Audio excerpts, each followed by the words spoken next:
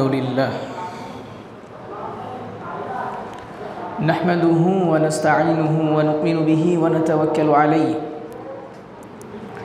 ونعوذ بالله من شرور أنفسنا ومن سيئات أعمالنا من يهده الله فلا مضل له ومن يضلله فلا هادي له وأشهد أن لا إله إلا الله وحده لا شريك له وأشهد أن محمدًا عبده ورسوله أما بعد فإن خير الحديث كتاب الله وخير الهدى هدى محمد صلى الله عليه وسلم وشر الأمور محدثاتها وكل محدثة بدعة وكل بدعة ضلالة وفي رواية كل ضلالة في النار فقد قال الله تبارك وتعالى في كلامه المجيد أعوذ بالله السميع العليم من الشيطان الرجيم من همزه ونفخه ونفسه بسم الله الرحمن الرحيم يا أيها الناس اتقوا ربكم الذي خلقكم من نفس واحدة وخلق منها زوجها وبث منهما رجالا كثيرا ونساء واتقوا الله الذي تساءلون به والأرحام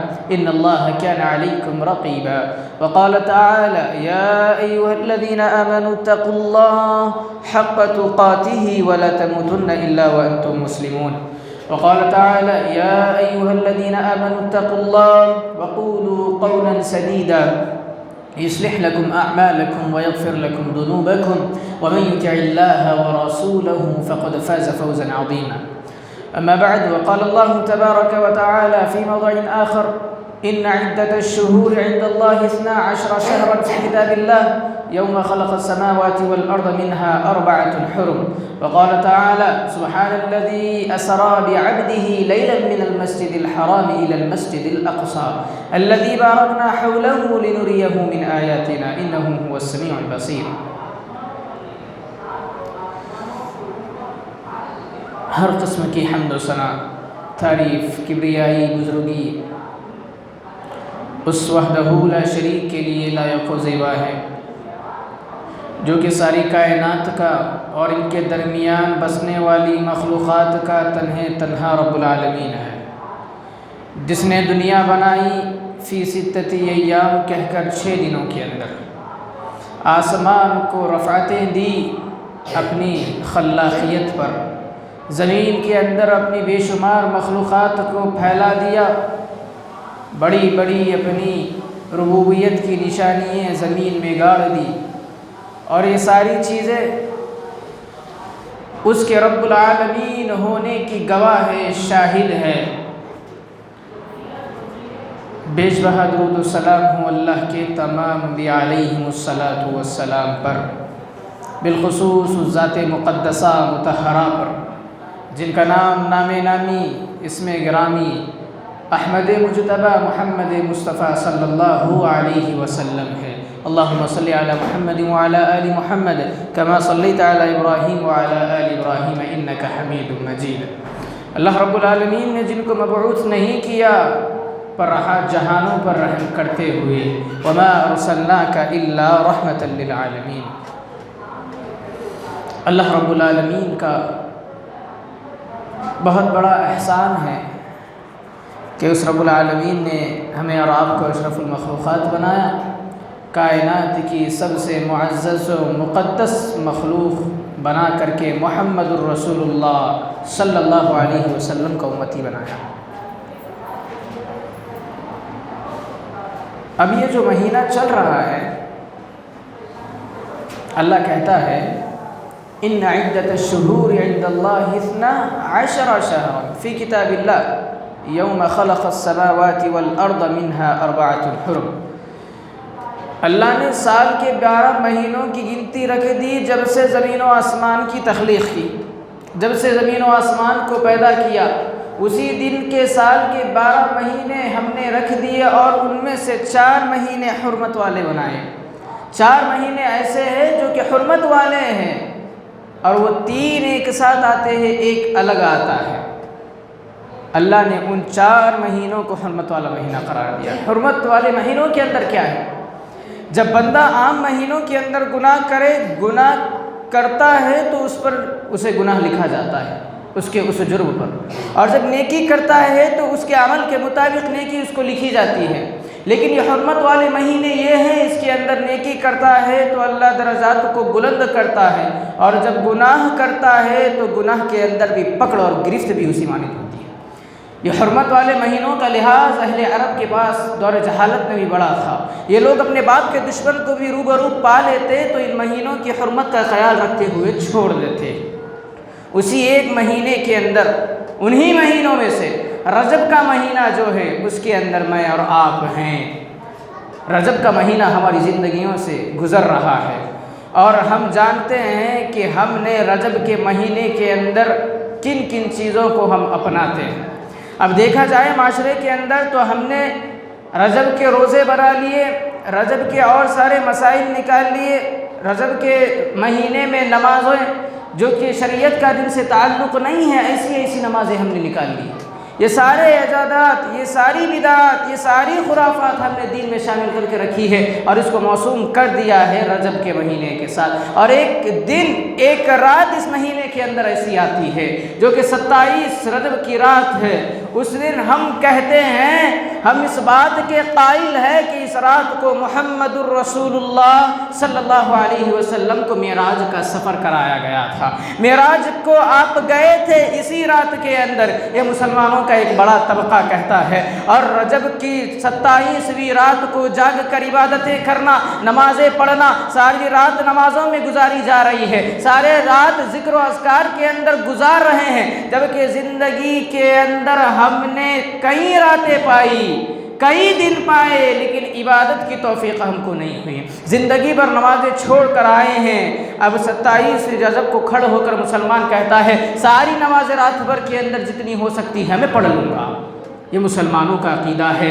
جبکہ ہم سیرت کو اٹھائیں تو پتہ چلتا ہے علماء کا اختلاف ہے۔ حافظ ابن حجر رحمۃ اللہ علیہ کا قول ہے، فرماتے ہیں فتح الباری صحیح بخاری کی شرح کے اندر لکھتے ہیں، کیا بیان کرتے ہیں، علماء کا اختلاف 10 اقوال کو ابن حجر رحمۃ اللہ علیہ نے نقل کر دیا، اور بتایا کہ محمد الرسول اللہ صلی اللہ علیہ وسلم کو جب معراج کرائی گئی وہ نبوت سے 1 سال پہلے سن 12 نبوت کے اندر ہوئی۔ ایک قول یہ ہے، کہنے والوں نے 1 سال کہا، بعض کہنے والوں نے 11 مہینے بتایا، بعض بتانے والوں نے 8 مہینے پہلے ہجرت سے اس کی تاریخ بتائی، اور بعض کہنے والوں نے 6 مہینے پہلے تاریخ بتائی ہے۔ علماء کا اختلاف اس کے اندر ہے، لیکن مسلمانوں کی ایک جماعت اسی کو معراج کی رات سمجھ کر کے عبادتیں کرتی ہے۔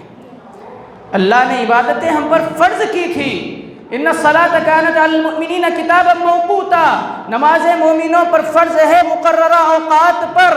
ہمیں توفیق نہیں ملی نماز کی، ہمیں توفیق نہیں ملی جاگنے کی، ہمیں توفیق نہیں ملی ذکر و اذکار کرنے کی۔ 40 سال کی زندگی، 30 سال کی زندگی، 50 سال کی زندگی ہو گئی، زندگی کے اندر ہم نے نمازوں کی پابندی نہیں کی، اور جب آ گئی معراج کی رات تو مسلمانوں کی کثرت مساجد کے اندر نظر آ رہی ہے، جلوس لگائے جا رہے ہیں، کھانے کے اعظام مہیا کیے جا رہے ہیں، بڑی بڑی مجلسیں، بڑے بڑے جلوس اور بڑے بڑے خطبات منعقد کر کر کے اس رات کو شب برات کے نام سے منایا جا رہا ہے۔ مسلمانوں کی اکثریت اس کے اندر مبتلا ہے۔ ایک بات کو اگر مان بھی لیا جائے کہ اس رات کو اگر آپ کو معراج ہوئی تھی، مان بھی لیا جائے، تو کیا رب نے، تم رب کے قرآن کے منکر ہو؟ ان الصلاۃ کانت علی المؤمنین کتابا موقوتا، قرآن کہتا ہے نمازیں وقتوں پر مقرر ہے، اور تم کہتے ہو اس رات کے اندر عبادتیں کر لیں گے، ہم بخش لیے جائیں گے۔ کہ اللہ کے قرآن کو تم نے جھوٹا کر دیا؟ نعوذ باللہ من ذلک۔ یہ اللہ کے قرآن کے ساتھ کھلواڑ نہیں ہے تو میرے بھائیوں کیا ہے؟ ہم جس عنوان کو لے کر کھڑے ہوئے ہیں وہ ہے معراج کی حقیقت، اور ہم مسلمان اس کو 2 حصوں میں رکھ لیتے ہیں۔ پہلا حصہ معراج کی حقیقت سے لے لیتے ہیں، اور اس کے بعد مسلمانوں کا کردار، مسلمانوں کی حالت جو ہے معراج کو لے کر کے، اس مہینے کو لے کر کے ہم اس کے بارے میں جانتے ہیں۔ آئیے سب سے پہلے معراج کا ذکر قرآن مجید کرتا ہے۔ اللہ نے کیا کہا قرآن کے اندر؟ سبحان الذی اسری بعبدہ لیلا من المسجد الحرام الی المسجد الاقصی الذی بارکنا حولہ۔ بڑی ہی بابرکت ہے وہ ذات، بڑی ہی معزز ہے وہ ذات جس نے اپنے بندے کو سفر کرایا۔ کہاں کہاں سے کرایا؟ من المسجد الحرام، مسجد حرام سے الی المسجد الاقصی، مسجد اقصی تک، الذی بارکنا حولہ، جس کے ارد گرد ہم نے رحمتیں دے کر کے رکھی تھی، لنریہ من آیاتنا، اللہ کا یہ قرآن اسراء اور معراج یہ دو چیزیں ہیں۔ اسراء سے مراد ہے مسجد حرام سے مسجد اقصی تک کا سفر، اور معراج ہے مسجد اقصی سے لے کر ساتوں آسمانوں کا سفر، ساتوں آسمانوں کی زیارت، ساتوں آسمانوں پر محمد الرسول اللہ کا جانا، یہ معراج سے مراد ہے۔ اللہ کہتا ہے بڑی ہی بابرکت ہے وہ ذات جس نے اپنے بندے کو مسجد حرام سے مسجد اقصی تک لے گیا۔ بات کہنے والے منکرین کہتے ہیں جب نبی معراج کر کے آئے تو نبی کو معراج خواب میں کرائی گئی، اگر خواب میں کرائی جاتی تو قرآن کو اٹھاؤ، قرآن کہتا ہے سبحانہ، حیرت کے ساتھ، عربی کی لغت کو اٹھا کر کے دیکھو، سبحانہ ان کے پاس حیرت کے لیے استعمال کیا جاتا ہے، حیرت انگیز کے لیے استعمال کیا جاتا ہے، اور اللہ یہاں پر بتا رہا ہے سبحان الذی، وہ ذات بڑی ہی بابرکت ہے۔ سبحانہ کا لفظ لا کر کے رب نے تعجب کر کے بتایا ہے، کیونکہ تعجب اسی وقت ہوتا ہے جب کہ کوئی معجزہ یا پھر کوئی ایسی چیز جو کہ تمہارے عقلوں سے ٹکرائے سامنے آئے، تب تعجب پیش آتا ہے۔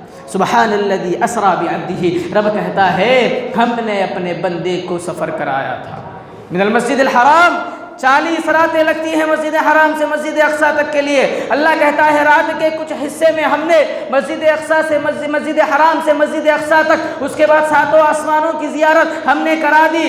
زارو خطار اللہ کے رسول کے پاس معجزے موجود تھے، اللہ نے آپ کو بڑی بڑی کرامتوں سے نوازا، آپ نے انگلی کی رب نے چاند کے ٹکڑے کر کے رکھ دیے، آپ کی انگلیوں سے رب نے پانی کے فوارے بہا دیے، اللہ نے یہ معجزے کر کے بتائے کیونکہ رب قدرت رکھتا ہے۔ اور قرآن جب آیا ذرا اس کو سمجھو غور سے، اللہ کہتا ہے سبحان الذی، بابرکت ہے وہ ذات، تعجب کے ساتھ لایا گیا ہے یہاں پر اس بات کو بتانے کے لیے کہ آپ کو معراج ہوئی اور روح اور جسم کے ساتھ ہوئی ہے۔ اس کی دلیل کہاں سے لائے؟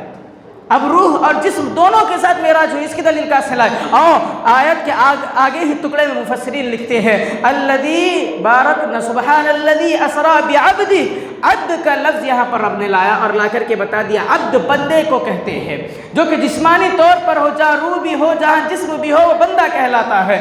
اللہ نے یہاں پر روح کا تذکرہ نہیں کیا، سبحان الذی اسریٰ بروحی نہیں کہا، سبحان الذی اسریٰ بعبدہ کہا، بندے کا لفظ لا کر کے قرآن نے بتا دیا کہ ہم نے نبی کو معراج کرائی تھی اور جسم اور روح کے ساتھ کرائی تھی۔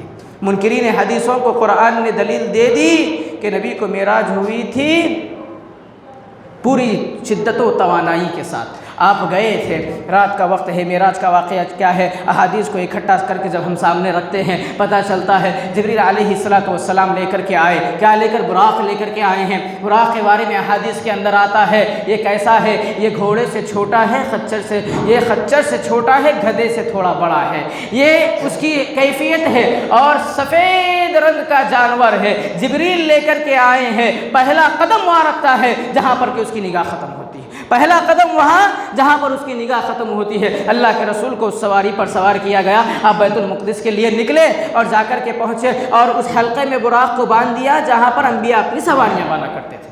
یہ جو براق تھا یہ آسمانی جانور تھا، آسمان سے آیا تھا، جبریل لے کر کے آئے تھے۔ کیا یہ بھاگ جانے والا تھا جو نبی نے یہاں پر باندھ کر کے رکھا؟ کیا مسئلہ تھا؟ مسلمانوں کو سمجھنے کی ضرورت ہے نا، جب اللہ نے اس جانور کو بھیجا تھا، یہ براق آسمانی جانور تھا، تو پھر اسے باندھنے کی کیا ضرورت تھی؟ دنیاوی جانور ہوتا تو جانتے نکل کر چلا جاتا، کہیں بھاگ جاتا، لیکن اس جانور کو بننے کے پیچھے حکمت کیا ہے؟ لکھتے ہیں ہمارے محدثین، یہاں پر لکھ کر کے نبی نے اس بات کو واضح کر کے بتایا ہے کہ شے آپ کی ہی کیوں نہ ہو، یہ جانور آیا جنت سے ہی کیوں نہ ہو، لیکن اللہ کی ذات پر توکل کا یہ عالم ہے کہ اس کو باندھا ہے، پتہ ہے اللہ نے اس جانور کو بھیجا ہے، جنت کا جانور ہے، کہیں جانے والا نہیں ہے، لیکن نبی نے حلقے سے باندھ کر امت کو توکل کا سبق سکھایا ہے۔ آج ہم جانتے ہیں رب اللہ ہے، پھر بھی توکل نہیں ہے۔ مسلمان جانتا ہے خالق و مالک کون ہے، پیدا کرنے والا کون، اولاد کا ذمہ دار کون، نفع نقصے کا مالک کون، ہر وہ چیز کا علم ہمارے پاس ہے، لیکن توکل، اللہ کے اوپر بھروسہ اتنا کم ہے، اتنا خفیف ہے کہ آج ہم نے اللہ کو چھوڑ کر کے نہ جانے کن کن پر بھروسہ کیا ہے اور سمجھتے ہیں یہ اللہ کے زیادہ اللہ سے زیادہ یہ طاقتور ہے۔ اگر یہ سمجھتے ہو تو مسلمانوں سوچ لو، ایسی کیفیت بھی تم پر آ جائے، ساری دنیا کی قومیں بھی تم پر ٹوٹنا پڑے، تلواروں کے سائے میں بھی کیوں نہ ہو، بندوق کے نشانوں پر بھی کیوں نہ ہو، یاد رکھ لینا اللہ کی ذات ہے جو کہ توکل کے لائق ہے، اور اللہ سے زیادہ اور اللہ کے برابر تم کو کوئی پروٹیکشن اور تم کو کوئی حفاظت نہیں دے سکتا۔ یہ ایمان ہمارا ہونا۔ نبی نے براق کو باندھ کر کے یہاں پر سلیقہ ہم کو سکھایا ہے، اور گئے اللہ نے اپنی حکمت سے اور اپنی طاقت سے تمام انبیاء کو جمع کر دیا۔ پوچھتے ہیں جبریل یہ کون ہے؟ کہتے ہیں اللہ کے رسول یہ سارے انبیاء ہیں، یہ سارے مرسلین ہیں جو کہ آپ سے پہلے بھیجے گئے، چلیے امامت کرائیے، نماز پڑھائیے، آپ کو مصلی پر بڑھایا گیا۔ یہ ختم نبوت کا دعویٰ کرنے والے جنہوں نے نبی کی ختم نبوت کا انکار کیا، ان کے لیے دیکھ لو قرآن کہتا ہے ما کان محمد ابا احد من رجالکم ولکن رسول اللہ وخاتم النبیین، محمد تم مردوں میں سے کسی کے باپ نہیں، وہ اللہ کی جانب سے بھیجے ہوئے رسول ہے اور خاتم النبیین ہے۔ اللہ نے امامت کے عہدے پر کھڑا کر کے اس بات کو ثابت کر دیا قرآن کے ذریعے سے، محمد بھیجے گئے ہیں، خاتم النبیین ہیں، امام المرسلین ہیں صلی اللہ علیہ وسلم۔ انبیاء کی امامت آپ نے کرائی، مسلمانوں کو وہ نبی ملا، نبی بھی ملا تو ایسا جو کہ سارے نبیوں کا سردار، کتاب بھی ملی تو ایسی جو کہ ساری کتابوں میں سب سے افضل اور سب سے معزز، اللہ نے مقام بھی دیا تو تمام امتوں میں سب سے اعلیٰ اور عرفہ مقام ہم کو دیا، کنتم خیر امت اخرجت للناس کہہ کر کے ہم کو گرایا، اور ہم کو اس بات سے تنبیہ کر دی واعتصموا بحبل اللہ جمیعا ولا تفرقوا، لیکن مسلمانوں نے بھلا دیا۔ اللہ کے رسول نے امامت کرائی، جب نماز ختم ہوئی آپ باہر نکلے، جبریل آئے، آ کر کے آپ کے سامنے دو چیزیں پیش کی، ایک روایت ملتی ہے 3 چیزیں پیش کی، لیکن ائمہ کا اس کے اوپر یہی راجح قول ہے کہ وہ ضعیف ہے۔ 2 چیزیں لائی گئی، لا کر کے ایک کے اندر پیش کیا گیا، ایک میں شراب تھا ایک لوٹے میں، اور ایک میں دودھ تھا، دونوں آپ کے سامنے پیش کیے گئے۔ آپ صلی اللہ علیہ وسلم نے دودھ کو پسند کیا کیونکہ دودھ پاکیزہ ہے، من لبن لم یتغیر، اللہ کہتا ہے ہم نے خالص کر کر مزین کر کر دودھ کو تم نے دیا ہے۔ اللہ کے رسول شراب کو اپنا لیتے تو اس قوم کی کیا حالت ہوتی؟ اللہ نے اسی لیے تو کہا ہم نے تم کو نہیں بھیجا پر جہانوں پر رحم کرتے ہوئے۔ دودھ کا اور شراب کا پیالہ پیش کیا گیا، آپ نے دودھ کو چنا، شراب کو ترک کر دیا۔ اب اس کے بعد یہاں تک کا سفر جس کی گواہی قرآن ہم کو دیتا ہے، قرآن ہم کو دیتا ہے کہ ہم نے اپنے بندے کو مسجد حرام سے مسجد اقصیٰ تک کا سفر کرایا۔ یہاں پر بات ہو گئی اسراء کی، اب بات آئی معراج کی۔ اب اللہ نے اپنے بندے کو، اپنے نبی کو، اپنے رسول کو اپنی حکمت سے 7 آسمانوں پر بلایا۔ کیوں؟ کیونکہ دستبرازیاں نبی پر بڑھ چکی تھی، ظلم اور زیادتیوں کے انبار لگائے گئے تھے۔ ختیجہ رضی اللہ تعالی عنہا اور آپ کے چچا ابو طالب کا انتقال ہو گیا تھا، غم ہی غم کے اندر نبی مبتلا تھے۔ جب غم آیا اللہ نے اپنے بندے کو یہ انعام دیا، معراج کی شکل میں سارے 7 آسمان کا آپ کو ٹور کرا دیا، آپ کو سفر کرا دیا۔ آج دنیا گھوم سکتے ہیں، کتنی استطاعت ہے، کتنی طاقت رکھتے ہو، لیکن اللہ چاہے تو اپنے بندے کو راتوں رات مسجد حرام سے مسجد اقصیٰ تک اور مسجد اقصیٰ سے بیت المقدس سے لے کر 7 آسمان کا سفر میرے رب نے کرا دیا۔ یہ رب کی حکمت ہے۔ آج رب کو بھلانے والوں، یہ رب کی حکمتیں کہاں چلے گئی تمہارے پاس؟ آج رب کو بھولنے والوں، باباؤں کے چدروں کے جام پر جینے والوں، اللہ کے ساتھ غیروں کو رکھنے والوں، اپنے عقیدوں میں بگاڑ لانے والوں، یہ حکمتیں ہیں میرے رب کی، تمہیں کیوں سمجھ نہیں آتا؟ اب نکلے ہیں 7 آسمان کے سفر کے لیے، چلتے ہیں۔ پہلے آسمان پر جا کر پہنچے، دستک دی گئی، دروازے کھولے گئے، کون؟ کہتے ہیں آئے ہیں خاتم النبیین صلی اللہ علیہ وسلم۔ پہلے آسمان کے دروازے کھولے گئے، دیکھتے ہیں کیا ہے، حضرت آدم بیٹھے ہوئے ہیں، دیکھتے ہیں آپ کو خوش آمدید کہتے ہیں، آپ کا استقبال کہتے ہیں۔ اللہ کے رسول پہلے آسمان پر تشریف لے کر کے گئے، پہلے آسمان پر آپ کو مبارکبادی دی گئی، آپ کو مرحبا کہا گیا، آپ کا ویلکم کیا گیا، دعائے خیر دی گئی۔ وہاں سے آپ نکلے، دوسرے آسمان پر جا کر کے پہنچے، وہاں کس سے ملاقات ہوئی؟ وہاں حضرت عیسیٰ اور حضرت یحییٰ علیہم السلام تسلیم پر ملاقات ہوئی۔ انہوں نے بھی آپ کو مرحبا کہا، آپ کی آمد پر خوش ہوئے، آپ کو دعائیں خیر دی۔ وہاں سے نکلے، جب تیسرے آسمان پر پہنچے، وہاں پر حضرت یوسف کو پایا۔ دیکھتے ہیں اللہ کے رسول فرماتے ہیں وَقُدْ أُوتِيَ مِنْ حُسْنِ شَرِّ، اللہ کے رسول کہتے ہیں یوسف کو جو خوبصورتی عطا کی، آدھی کائنات کی خوبصورتی رب نے یوسف کو عطا کر دی۔ اللہ اکبر، آدھی کائنات جتنے یہ حسین مناظر دنیا کے اندر موجود ہے ان سب کو ایک جانب رکھ لو اور ان کی آدھی چیز خوبصورتی نکال کر کے یوسف کو دے دو۔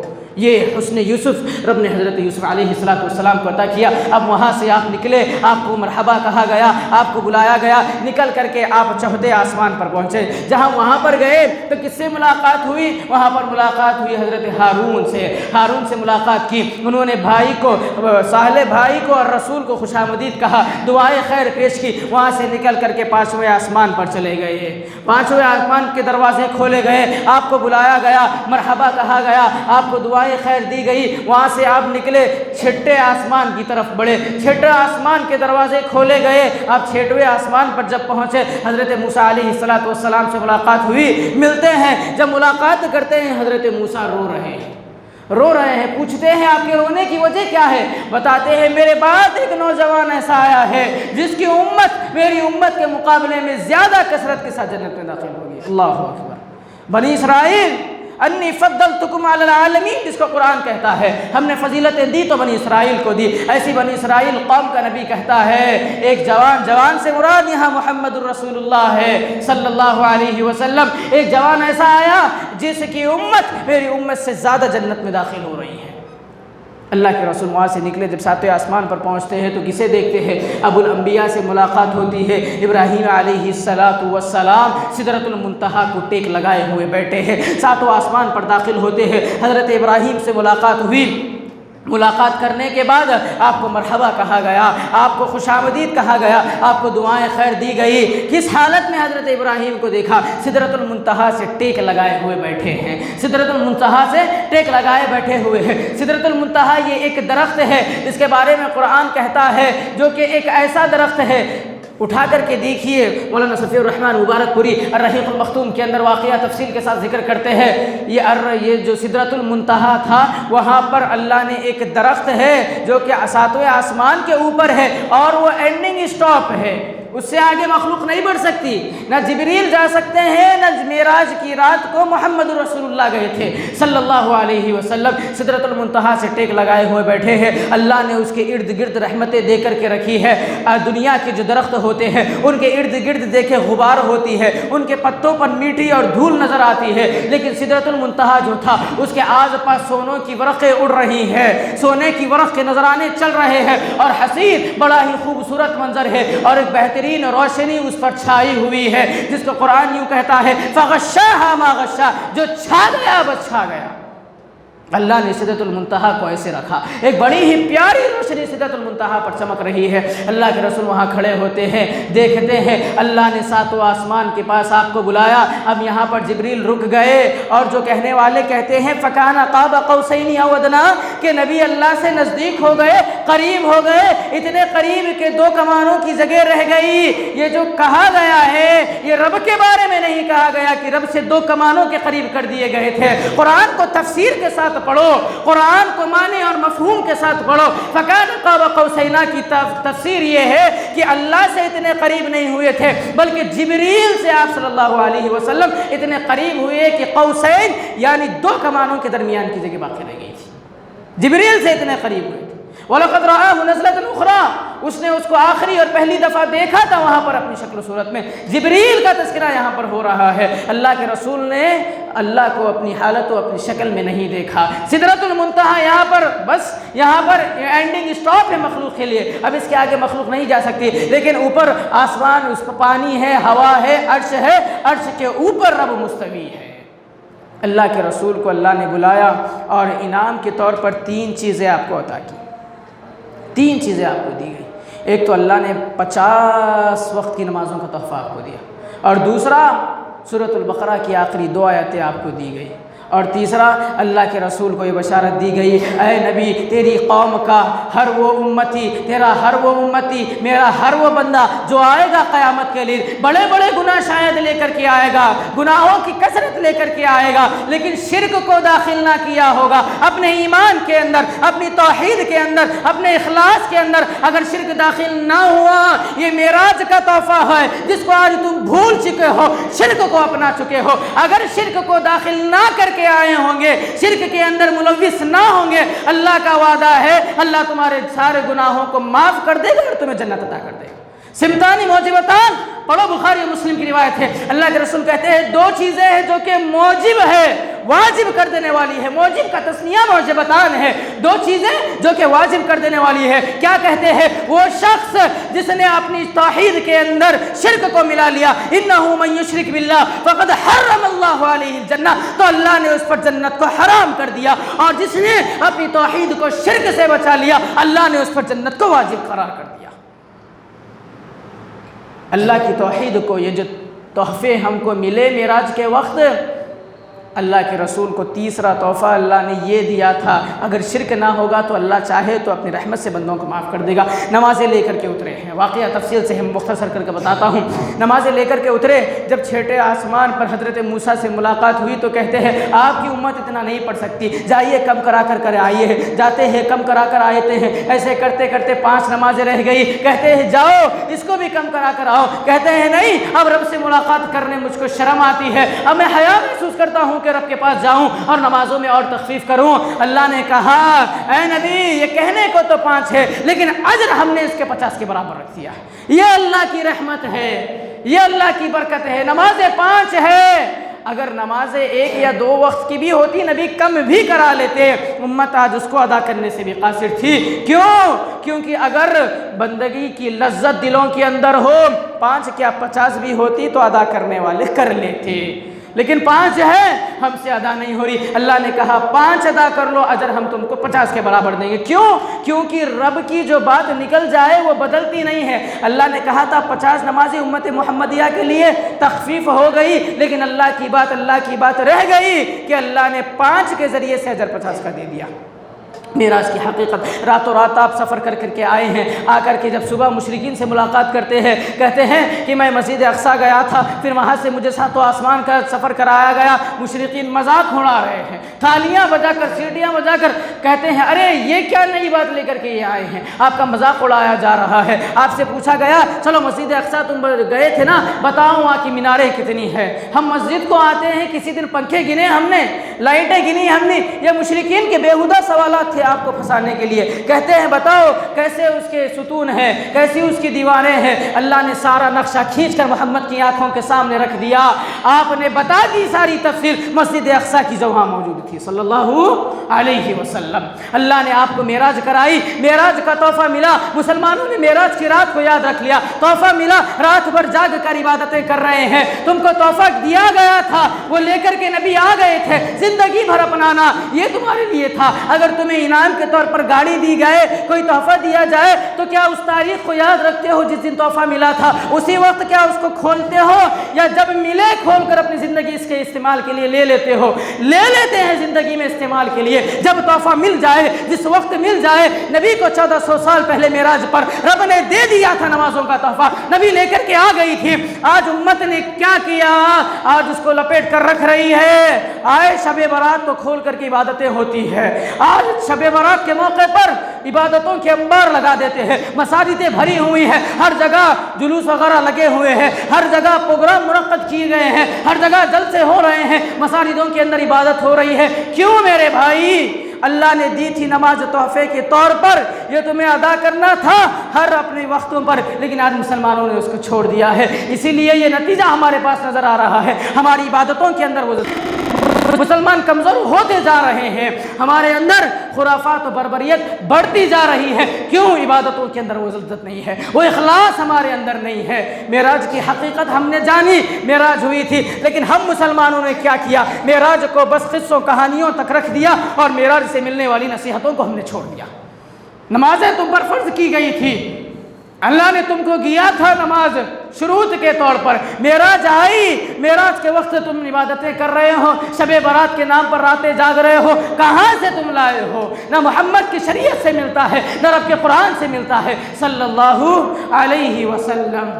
लेकिन हमने कहाँ से लाया है? बस अपनी मनगढ़ंत की इबादतें हमने रख ली है आपकी तरफ मंसूब कर करके, और न जाने क्या क्या चीज़ें। जब आपको सफ़र कराया गया, आपने हिजरत की, मदीना चले गए, मदनी ज़िंदगी आपकी 10 साल, और ये 1 साल पहले का सफ़र अगर लिया जाए तो एक ज़िंदगी पाने के बाद इन 10 सालों के अंदर बताओ किसी दिन नबी ने तुम्हें मेराज करके बताया?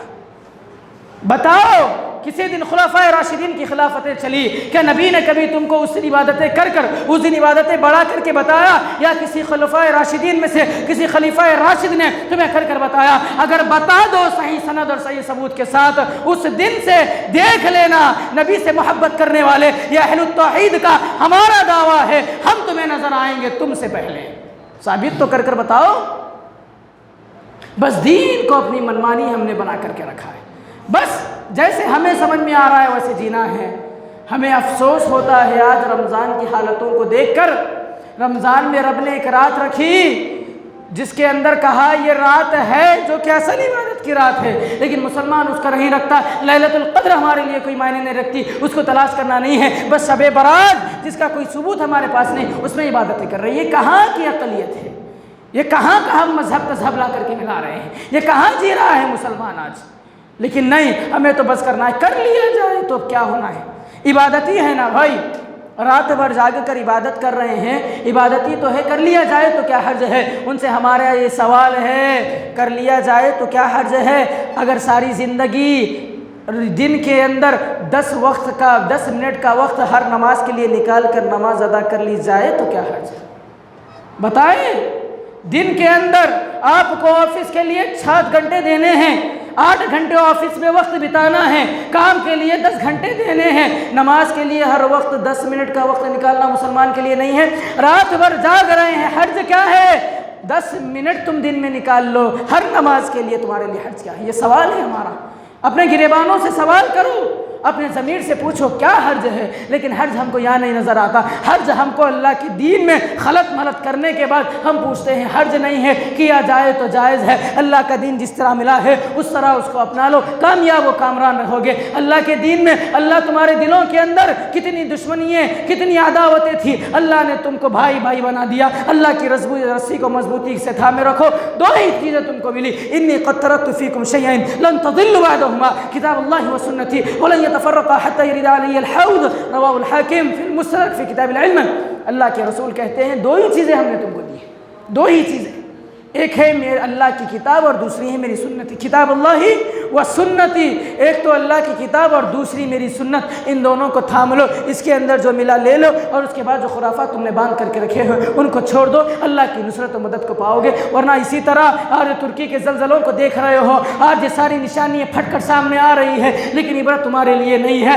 آج سارے واقعات کو دیکھ رہے ہو، پھر بھی مسلمان تعصبیت کو چھوڑنا نہیں چاہتا، پھر بھی مسلمان تفرقہ بازی میں پڑا ہوا ہے، پھر بھی اپنے مسئلے کو مناہج کو لے کر کے لڑ رہے ہو۔ اللہ کے دین کی طرف آ جاؤ، ورنہ یہ وقت قریب دور نہیں کہ اللہ کے عذاب کا توڑا تم پر بھی برسو۔ ہندوستان کے مسلمانوں آج حفظ و امان میں ہو، سلامتی میں ہو، وہ وقت دور نہیں۔ اگر اللہ کی نافرمانیاں بڑھتے رہی، اگر محمد کی نافرمانیاں بڑھتے رہی صلی اللہ علیہ وسلم، تو اللہ کا عذاب تم پر بھی آ ٹوٹے، اس بات کو ہونے میں دوری نہیں ہے۔ اللہ نے چاہا تو اللہ کسی بھی جانب سے عذاب کو بھیج سکتا ہے۔ اللہ کے عذاب سے ڈرتے ہوئے ہمیں دین کے اندر خرافات و بدعات کو ایجاد کرنے سے بچنا ہے، اور وہی تعلیمات کو اسی طرح سمجھنا ہے جس طرح محمد رسول اللہ ہم کو سمجھا کر کے گئے ہیں۔ اسی کے ساتھ میں اپنی بات کو ختم کرتا ہوں، اور دعا ہے رب العالمین سے کہ الہ العالمین تو ہمیں تیرے دین کو صحیح معنی میں سمجھنے والا بنا۔